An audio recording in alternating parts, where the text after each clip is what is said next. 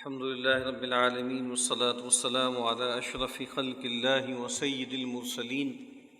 وعلى آله وصحبه أجمعين. رب اشرح لي صدري ويسر لي أمري واحلل عقدة من لساني يفقهوا قولي. اللهم انفعنا بما علمتنا وعلمنا ما ينفعنا وزدنا علما. اللهم لا سهل إلا ما جعلته سهلا وأنت تجعل الحزن إذا شئت سهلا. آمین یا رب العالمین.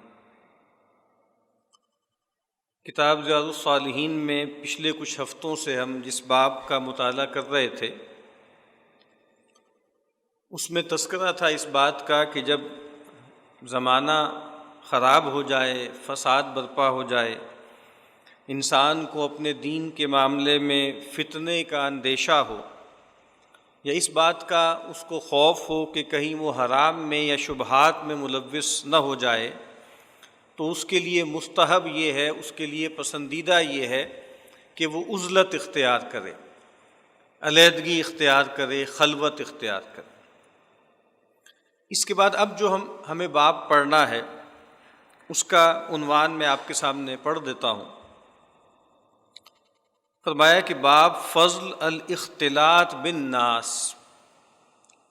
لوگوں کے ساتھ گھل مل کر رہنا، اس کی فضیلت کا بیان. جیسے میں نے پہلے بھی عرض کیا تھا کہ ہمارے ہاں ایک بیماری ہے، ایک مرض ہے،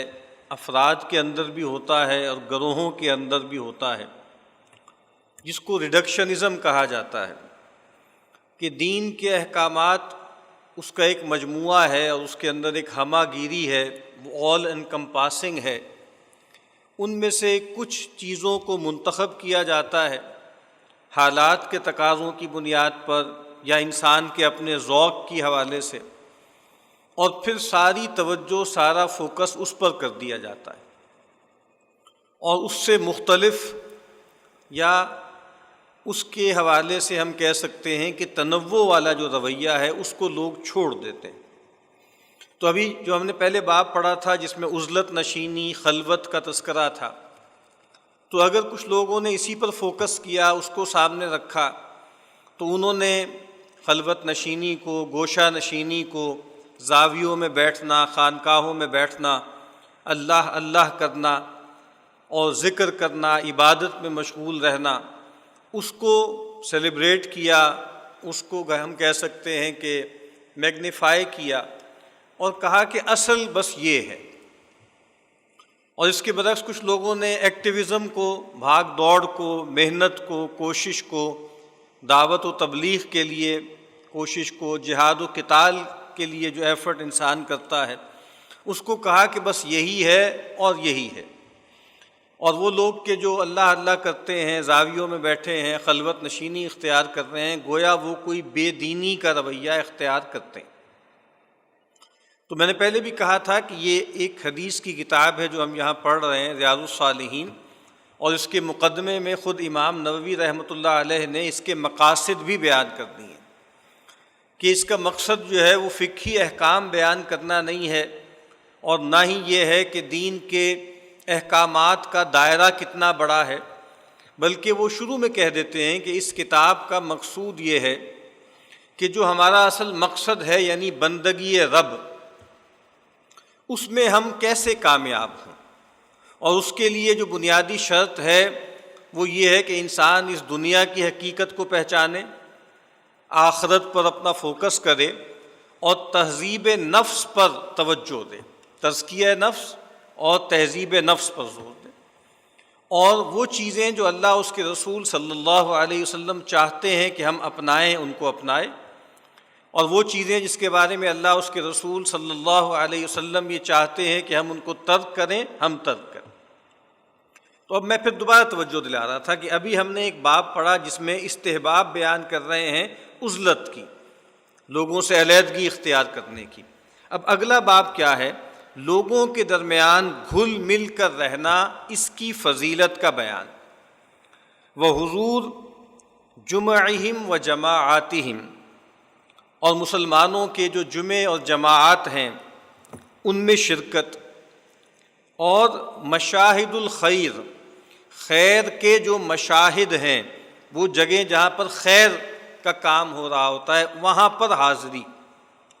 یعنی انسان جب سماج میں رہے گا، تمدن میں رہے گا، لوگوں میں گھل مل کر رہے گا، تو وہ باجماعت نماز بھی ادا کرے گا، وہ جمعے جیسی جو عظیم عبادت ہے اس میں بھی شریک ہوگا، جس کے بارے میں ہم یہ کہہ سکتے ہیں کہ وہ تعلیم کا بہت بڑا ذریعہ ہے۔ نبی اکرم صلی اللہ علیہ وسلم جو ہیں، جمعے کا جو آپ کا خطبہ ہوتا تھا، قرآن مجید کی تلاوت کرتے تھے، وَيُذَكِّرُ النَّاسَ، اور لوگوں کو یاد دہانی کرواتے تھے۔ تو لوگوں میں گھل مل کے رہنا، ان کے ساتھ اجتماعی عبادات میں شامل ہونا، جمعے میں شامل ہونا، اور جہاں کوئی خیر کے کام ہو رہے ہیں، کوئی درس کی محفل ہے، کوئی ذکر کی محفل ہے، کوئی ویلفیئر کا کام ہے، کوئی بھی خیر کا کام ہو رہا ہے، اس میں شرکت۔ اور کہا وہ مجالس الذکر معہم، ان کے ساتھ مل کر ذکر کی مجلسوں میں شامل ہونا۔ مشہور حدیث ہے، آپ نے سن رکھی ہوگی، حدیث قدسی ہے کہ اللہ کے نبی صلی اللہ علیہ وسلم فرماتے ہیں کہ اللہ تعالیٰ فرماتے ہیں کہ میرا بندہ جب جو ہے اپنے جی میں مجھے یاد کرتا ہے، میں بھی اپنے نفس میں، اپنے جی میں اسے یاد کرتا ہوں۔ اور کہا کہ وَإِن، اگر وہ ذکر کرتا ہے میرا فی ملئن، کسی مجلس میں، کسی محفل میں، تو میں اس سے کہیں بہتر محفل اور مجلس میں اس کا ذکر کرتا ہوں، یعنی فرشتوں کی مجلس میں، ملأ اعلیٰ میں، تو ذکر کی مجلس۔ اور جیسے پہلے میں نے عرض کیا تھا کہ قرآن مجید بیان ہو رہا ہے، احادیث بیان ہو رہی ہیں، اور اسی طریقے سے سیرت بیان ہو رہی ہے، سیرت صحابہ بیان ہو رہی ہے، اور کوئی خیر کی بات ہو رہی ہے، ذکر ہو رہا ہے، اور حلال و حرام کے مسائل بیان ہو رہے ہیں۔ ایک بہت مشہور امام فرماتے ہیں کہ مجالس ذکر کا ایک مطلب کیا ہے؟ مجالس الحلال والحرام۔ امام محمد بن حسن الشیبانی رحمہ اللہ، ان سے کسی نے کہا کہ آپ نے زہد پر کوئی کتاب تصنیف نہیں کی؟ زہد، دنیا سے بے رغبتی اور قناعت، یہ جو بڑی اقدار ہیں، آپ نے اس پر کوئی کلام نہیں کیا جو ہمارے ہاں تصوف کا موضوع بعد میں بنا۔ انہوں نے کہا کہ بھئی میں نے کتاب البیوع جو لکھ دی ہے، کتاب البیوع کا مطلب کیا ہے کہ جس میں فائنینشیل ٹرانزیکشنز کیسے کرنی ہے، خرید و فروخت کیسے کرنی ہے، تو یہی تو زہد ہے کہ انسان حرام سے بچے، انسان مکروہات سے بچے، انسان مشتبہات سے بچے۔ تو جہاں پر فقہی مسائل بیان ہو رہے ہوتے ہیں، حلال و حرام کے مسائل بیان ہو رہے ہوتے ہیں، وہ بھی مجالس ذکر ہیں۔ تو جب آپ لوگوں میں رہیں گے، اجتماع میں رہیں گے، تو آپ ایسی محفلوں میں بھی جائیں گے۔ اور فرمایا کہ وعیادۃ مریضہم، ہم ایک سماج میں رہتے ہیں، اور انسان کی زندگی میں جیسے دھوپ چھاؤں آتی رہتی ہے، جس طریقے سے کبھی فقر ہوتا ہے، کبھی تونگری ہوتی ہے، کبھی اقتدار ہوتا ہے، کبھی مغلوبیت ہوتی ہے، تو اسی طریقے سے کبھی بیماری ہے، کبھی صحت ہے۔ سیدنا ابراہیم علیہ السلام نے یہ فرمایا نا، اللہ کا تعارف کراتے ہوئے، الذی خلقنی فہو یہدین والذی هو یطعمنی ویسقین واذا مرضت فہو یشفین، جب میں بیمار ہو جاتا ہوں تو وہ مجھے شفا دیتا ہے۔ تو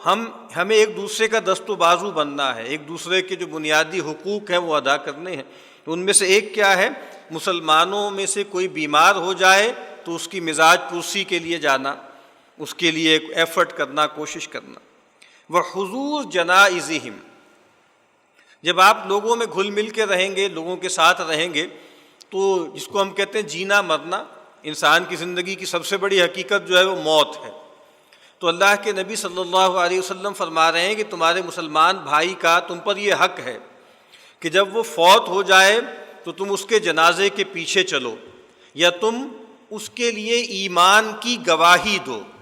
اصل میں تو نماز جنازہ کیا ہے؟ دعا ہے اور گواہی ہے۔ ہم یہ گواہی دیتے ہیں کہ اے اللہ، یہ بندہ تیری بندگی میں اور تجھ پر توحید میں اس نے جان دی۔ یعنی کسی مشرک کا، کسی کافر کا جنازہ تو ہم نہیں پڑھتے نا، اس کو مسلمان سمجھتے ہیں، تبھی اس کے لیے اللہ تعالیٰ سے مغفرت طلب کرتے ہیں۔ مشرکوں کی جو ہے ان کے لیے استغفار کرنے سے تو اللہ کے نبی صلی اللہ علیہ وسلم کو بھی اللہ تعالیٰ نے روک دیا۔ خود سیدنا ابراہیم علیہ السلام جب اپنے باپ کو چھوڑ کر جا رہے تھے تو اس وقت انہوں نے کہا تھا کہ میں اپنے رب سے آپ کے لیے دعا کروں گا، وہ بہت ہی زیادہ مہربان ہے، شفیق ہے، اور استغفار کرتے رہے۔ لیکن پھر جب ایک وقت آیا، اللہ تعالیٰ نے ان پر واضح کر دیا کہ تمہارا جو باپ ہے وہ اللہ کا دشمن ہے اور وہ شرک پر ہی دنیا سے جائے گا، تو پھر انہوں نے ان کے لیے، اور چلا دنیا سے شرک ہی پر گیا ہے، تو اب تمہیں ان کے لیے مغفرت کی دعا نہیں کرنی۔ تو یہاں یہ بھی ہم عنوان ہی پڑھ رہے ہیں بس، کہ عنوان میں فرما رہے ہیں کہ جب آپ لوگوں میں گھل مل کے رہیں گے تو ان کے لیے آپ جنازہ بھی پڑھیں گے ان کا۔ اور پھر فرمایا کہ وہ مواساتی محتاجہم، جب انسان لوگوں میں گھل مل کر رہتا ہے تو وہ لوگ کہ جو محتاج ہوتے ہیں، جو ضرورت مند ہوتے ہیں، ان کے ساتھ ہمدردی کرنا، ان کے ساتھ جو ہے وہ ایمپتھی کا معاملہ کرنا، ہم احساسی کا معاملہ کرنا۔ اس دنیا میں انسان کو اللہ تعالیٰ نے ایسا ہی پیدا کیا ہے، ہم میں سے ہر انسان بیک وقت محتاج بھی ہے اور محتاج الہ بھی ہے، یعنی ہم بہت سی چیزوں میں دوسروں پر ڈیپینڈنٹ ہیں، ان کے محتاج ہیں، اور بہت سی چیزوں میں ہم محتاج الہ ہیں، لوگ ہمارے محتاج ہیں۔ تو یہ باہمی احتیاج، اصل میں تو ہم محتاج اللہ کے ہیں، لیکن بہرحال اللہ تعالیٰ نے ایک عالم اسباب قائم کیا ہے، اس میں ہم ایک دوسرے کی مدد لیتے ہیں، ایک دوسرے کی مدد کرتے بھی ہیں۔ تو فرمایا کہ جو مسلمانوں کے محتاج ہیں، ضرورت مند ہیں، ان کے ساتھ ہمدردی کرنا، ان کی خبرگیری کرنا۔ وَإِرْشَادُ جَاهِلِهِمْ، ان کے جو ناواقف لوگ ہیں، جو جاہل لوگ ہیں، جن کو معلوم نہیں ہے، ان کی رہنمائی کرنا۔ اور یہ رہنمائی چھوٹی سے چھوٹی چیز سے بھی شروع ہوتی ہے، یعنی نبی اکرم صلی اللہ علیہ وسلم نے فرمایا نا کہ دیکھو اگر تمہیں مجلسوں میں تم بیٹھو تو مجلسوں کا حق ادا کرو، تو اس میں ایک یہ بھی ہے کہ وَإِرْشَادُ ضَالِّهِمْ، کوئی شخص ہے کہ جو رستہ بھٹک گیا ہے، اس کو رستہ نہیں مل رہا، تو اس کو رستہ دکھا دو۔ لوگ پھر رہے ہوتے ہیں، گھوم رہے ہوتے ہیں، جناب یہ فلاں ایڈریس کہاں ہے، تو رک کر ان کی بات سننا، توجہ سے بات سننا، ان کو اچھی طرح سے سمجھانا رستہ، یہ ایک پہلو ہے۔ لیکن جس معاملے میں وہ جاہل ہیں، دین کی بنیادی تعلیمات سے وہ واقف نہیں ہیں، تو ان کی رہنمائی کرنا، یہ بھی آپ کب کریں گے؟ جب آپ لوگوں میں رہیں گے، گھل مل کر رہیں گے، تو ان کی رہنمائی بھی کریں گے۔ کہتے ہیں وہ غیر ذالک من مصالحہم، اور بہت سے اور مصلحتیں بھی ہیں جس کی وجہ سے لوگوں میں گھل مل کر رہنا بڑی فضیلت کا باعث ہے۔ لیکن کہتے ہیں یہ کس کے لیے ہے، کس کے لیے یہ افضل ہے؟ لمن قدر علی الامر بالمعروف والنہی عن المنکر وقمع نفسہ عن الایذاء والصبر علی الاذى۔ یہ تمام چیزیں، لوگوں میں گھل مل کر رہنا اور یہ ان کے حقوق ادا کرنا، یہ ان لوگوں کے لیے گویا ہم کہہ سکتے ہیں افضل ہے جن کو قدرت ہے امر بالمعروف کی اور نہی عن المنکر کی، یعنی جو لوگوں کو نیکی کی تلقین کرتے ہیں، برائی سے روکتے ہیں، یا ایسے لوگ ہیں جو برائی کو رد کرنے کے لائق ہیں اور نیکی کو ریسیو کرنے کے لائق ہیں۔ لیکن اگر کوئی لوگ ایسے ہیں کہ جن کی طبیعت بہت کمزور ہے، جن کا مزاج بہت ہلکا ہے، کہ جب بھی وہ لوگوں میں گھل مل کر رہتے ہیں ہمیشہ ان سے برا اثر قبول کرتے ہیں، تو ان کے لیے بہرحال بہتر ہے کہ چاہے کچھ وقت کے لیے، چاہے لمبے وقت کے لیے سیکلوژن اختیار کریں تاکہ وہ بہت سے گناہوں سے بچ جائیں۔ تو کہتے ہیں جو آدمی امر بالمعروف اور نہی عن المنکر کی قدرت رکھتا ہے اس کے لیے یہ افضل ہے۔ اسی طریقے سے اس شخص کے لیے افضل ہے جو اپنے نفس سے اذیتوں کو دور کر سکتا ہو، ہٹا سکتا ہو۔ ایک ایسا آدمی ہے، کمزور آدمی ہے، جب لوگوں میں گھل مل کر رہتا ہے لوگ اس کو دبا لیتے ہیں، لوگ اس پر زیادتی کرتے ہیں، لوگ اس پر ظلم کرتے ہیں، تو وہ کہیں دب کر چھپ کر کونوں میں جا کر پڑا رہے تاکہ لوگوں کی طرف سے آنے والی جو تکلیفیں ہیں اس سے بچ سکے۔ تو اس آدمی کے لیے ہو سکتا ہے کہ خلوت افضل ہو۔ اور اسی طریقے سے وہ شخص کہ جو اذیتوں پر صبر کر سکتا ہے اس کے لیے یقیناً یہی بہتر ہے کہ وہ لوگوں میں گھل مل کر رہے، کیونکہ یہ بات تو طے ہے کہ جب آپ لوگوں میں رہیں گے تو آپ سے بھی لوگوں کو تکلیفیں پہنچیں گی اور لوگوں سے آپ کو تکلیف پہنچے گی۔ تو جو آدمی بہت زیادہ، جس کو ہم کہتے ہیں نا، کچھ لوگ ہوتے ہیں بہت چھوئی موئی ہوتے ہیں، بہت زیادہ ایکسٹرا حساس ہوتے ہیں، تو کہا کہ پھر ان کے لیے بہتر ہے کہ وہ زیادہ لوگوں میں گھلا ملا نہ کریں، وہ ذرا علیحدہ ہی رہیں، ورنہ معاملہ یہی ہے کہ وہ اس کو برداشت نہیں کر پائیں گے. جسے جو اصحاب کہف کے بارے میں نے عرض کیا تھا پچھلی مرتبہ بھی، کہ جب وہ وہاں پر چلے گئے ایک غار میں اور پھر اللہ تعالیٰ نے ان کو سلا دیا، اور اس کے بعد پھر ان کی آنکھ کھلی، ان کو تو معلوم نہیں تھا، لیکن انہوں نے یہی کہا تھا نا جب اٹھے ہیں بھوک لگی ہے کہ جاؤ جا کر جو ہے وہ کوئی کھانا لے کر آؤ. اور انہم ان یظہروا علیکم، اگر وہ جو مشرک لوگ ہیں وہ تم پر مطلع ہو گئے یا تم پر غالب آ گئے، یرجموکم، یا تو وہ تمہیں سنسار کر دیں گے، مار دیں گے، او یعیدوکم فی ملتہم، یا وہ تمہیں لوٹا دیں گے دوبارہ سے ارتداد کا شکار ہونے پہ تمہیں مجبور کریں گے کہ دوبارہ مشرک ہو جاؤ. اور کہا کہ ولن تفلحوا اذا ابدا، اور پھر اس حالت میں تو تم ہرگز فلاح نہیں پاؤ گے. تو یہاں امام صاحب نے یہ جو ترجمۃ الباب قائم کیا ہے تفصیل سے بتایا ہے کہ کن لوگوں کے لیے اختلاط افضل ہے. نارمل حالات میں اختلاط ہی میں رہنا ہے، لوگوں ہی میں گھل مل کر رہنا ہے. ہاں مخصوص حالات میں، چاہے وہ حالات سب کے لیے ہوں چاہے وہ حالات چند لوگوں کے لیے ہو، اس میں خلوت افضل ہے. اور جیسے ایک فارمولہ بہت سے اکابرین نے بیان کیا، عربی میں بھی فارسی میں بھی، ہر زبان میں یہ مقولہ ہمیں ملتا ہے کہ جو خلطۃ السوء ہے، یعنی برا اختلاط، بری محفل، بری کمپنی، اس سے خلوت بہتر ہے، اور خلوت سے اچھی صحبت بہتر ہے. یعنی اگر تو انسان کے ساتھ معاملہ یہ ہو کہ جو خلوت میسر ہے، جو ہے آپ سمجھ لیں اختلاط میسر ہے وہ برا ہے،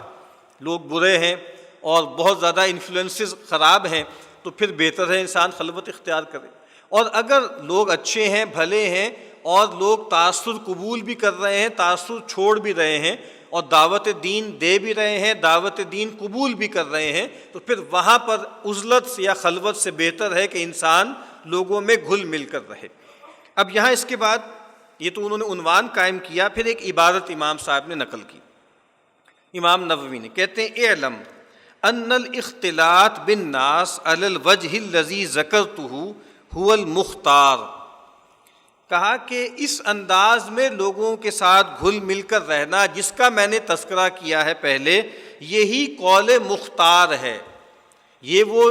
مسلک ہے جو اختیار کیا گیا، جس کو آپٹ کیا گیا. الذی کان علیہ رسول اللہ صلی اللہ علیہ وسلم، یہی مسلک ہے، یہی رویہ ہے جو رسول اللہ صلی اللہ علیہ وسلم نے اختیار کیا. وسائر الانبیاء صلوات اللہ علیہ وسلامہ، تمام انبیاء کا مسلک بھی یہی تھا نا، لوگوں میں رہے، لوگوں کو دعوت دی، امر بالمعروف نہی عن المنکر، اور قیام بالعدل جو ہے اس کی جد و جہد کی، محنت کی، کوشش کی. اور کہتے ہیں وَكَذَلِكَ الْخُلَفَاءُ الرَّاشِدُونَ، خلفائے راشدین کا مسلک بھی یہی تھا، سماج میں رہے بلکہ ان کو گورن کیا، ان کو خیر پر جو ہے حاکمیت کی. وَمَن بَعْدَهُم مِّنَ الصَّحَابَةِ وَالتَّابِعِينَ، اور اس کے بعد خلفائے راشدین کے بعد بھی صحابہ اور ان کے بعد آنے والے، ان کا مسلک و مشرب بھی یہی تھا. وَمَن بَعْدَهُم مِّنْ عُلَمَاءِ الْمُسْلِمِينَ وَأَخْيَارِهِمْ، اور ان کے بعد جو مسلمانوں کے علماء ہیں اور جو ان کے بھلے لوگ ہیں، اچھے لوگ ہیں، صالحین ہیں، انہوں نے اسی مسلک کو اختیار کیا. وَهُوَ مَذْهَبُ أَكْثَرِ التَّابِعِينَ وَمَن بَعْدَهُم، اور یہی ان کے بعد میں آنے والوں کا مذہب تھا. وَبِهِ قَالَ الشَّافِعِي وَأَحْمَدُ وَأَكْثَرُ الْفُقَهَاءِ رضی اللہ عنہم اجمعین، اور کہا کہ اسی پر تھے امام شافعی بھی، امام احمد بھی. یہاں دو ائمہ کا تذکرہ کیا ہے انہوں نے خصوصیت کے ساتھ. امام شافعی کا اس وجہ سے تذکرہ خصوصیت سے کیا کیونکہ امام نووی رحمۃ اللہ علیہ شافعی تھے، شافعی المذہب تھے، اور امام احمد بن حنبل رحمہ اللہ کا تذکرہ اس لیے فرمایا کہ وہ محدثین کے سر خیل ہیں. یعنی امام شافعی فقہا میں ان کا بڑا اونچا مرتبہ ہے، امام احمد بن حنبل وہ فقیہ بھی ہیں، لیکن ان کی اصل جو ہم سمجھ لیں کہ وجہ شہرت ہے وہ کیا ہے، وہ ایک محدث کی حیثیت سے ہے. تو کہا کہ وَأَكْثَرُ الْفُقَهَاءِ رضی اللہ تعالی عنہم اجمعین، اللہ تعالیٰ ان سب پہ راضی ہو، سب اسی مسلک پر تھے کہ لوگوں میں رہنا، اجتماع میں رہنا، مدنیت کی زندگی اختیار کرنا، خیر پھیلانا، خیر پانا، تواسی بالحق ہے نا، باہم دیگر ایک دوسرے کو حق کی نصیحت و تلقین کرنا. اور پھر اس کے بعد امام صاحب نے بس ایک آیت کا ایک ٹکڑا لے کر آئے ہیں اس باب میں، کوئی اور آیت بھی نہیں ہے، کوئی اور حدیث بھی نہیں ہے۔ فرمایا قال اللہ تعالی وتعاونوا علی البر والتقوی، اے مسلمانوں آپس میں ایک دوسرے کی مدد کرو نیکی پر اور تقوی پر۔ یہ آیت نقل کی اور پھر کہتے ہیں والآیات فی معنی ما ذکرتہ کثیرۃ معلومہ، اور کہا کہ جس مضمون کو میں نے یہاں بیان کیا ہے اس کو بیان کرنے والی آیات اور احادیث بہت زیادہ ہیں، معلوم ہے، یعنی ایک لحاظ سے اگر وہ نقل کرنا چاہے تو پھر یہ پوری کتاب دوبارہ نقل کرنی پڑے گی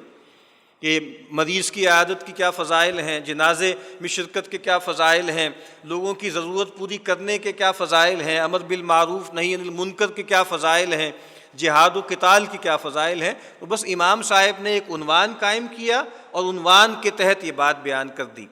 کہ یہ تقریباً مجمع علیہ بات ہے کہ نارمل حالات میں افضل بات یہی ہے کہ لوگوں میں گھل مل کے رہا جائے اور ان کے لیے زیادہ سے زیادہ نافع بننے کی کوشش کی جائے۔ اللہ تعالی ہم سب کو اس کی توفیق عطا فرمائے۔